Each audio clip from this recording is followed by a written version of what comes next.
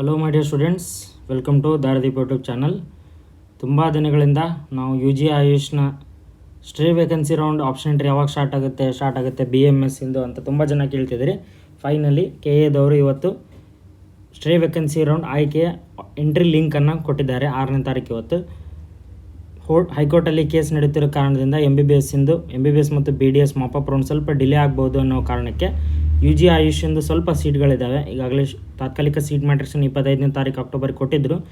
ಇಷ್ಟು ಸೀಟ್ಸ್ಗಳಿಗೆ ಇಲ್ಲಿ ನೋಡ್ಬೋದು 6 BMS ಕಾಲೇಜ್ಗಳು ಮತ್ತು 1 BUMS ಕಾಲೇಜ್ ಯುನಾನಿ ಕಾಲೇಜಲ್ಲಿ ಸೀಟ್ ಉಳಿದಿರೋ ಕಾರಣದಿಂದ ಇಷ್ಟು ಸೀಟ್ಗಳಿಗೆ ಈಗ ಆಪ್ಷನ್ ಎಂಟ್ರಿ ಮಾಡಲಿಕ್ಕೆ ಆಪ್ಷನ್ ಎಂಟ್ರಿ ಲಿಂಕನ್ನು ಓಪನ್ ಮಾಡಿದ್ದಾರೆ. ಸೊ ಎಲ್ಲರೂ ಯಾರ್ಯಾರಿಗೆ ಇಂಟ್ರೆಸ್ಟ್ ಇದೆ ಅವರು, ಯಾರಿಗಿನ್ನೂ ಸೀಟ್ ಸಿಕ್ಕಿಲ್ಲ ಅವರು ಎಲಿಜಿಬಿಲಿಟಿ ಇದ್ದರೆ ಬೇಗ ಆಪ್ಷನ್ ಎಂಟ್ರಿ ಮಾಡಿ. ಇದಾದಮೇಲೆ ಒಂದು ಶೆಡ್ಯೂಲನ್ನು ಕೊಡ್ತಾರೆ. ರಿಸಲ್ಟ್ ಬಂದಮೇಲೆ ರಿಸಲ್ಟ್ಗೆ ಬರೋಕ್ಕಿಂತ ಮೊದಲು ಕೊಡ್ತಾರೆ.